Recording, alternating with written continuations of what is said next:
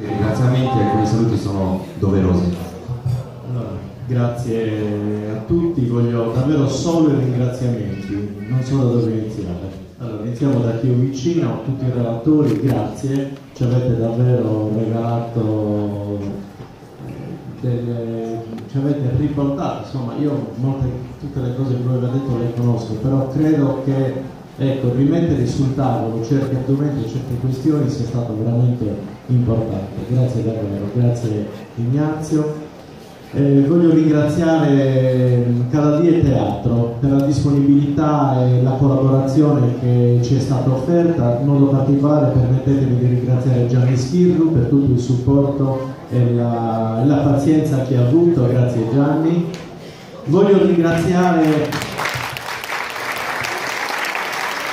Roberto, grazie Roberto, perché insomma, Roberto tra l'altro è un socio del Sozio Veneta Sardegna, quindi finalmente siamo riusciti a portarlo tra di noi.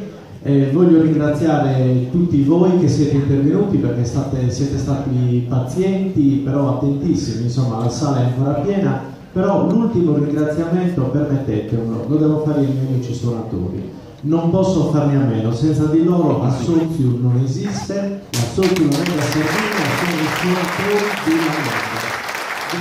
Grazie davvero tanto.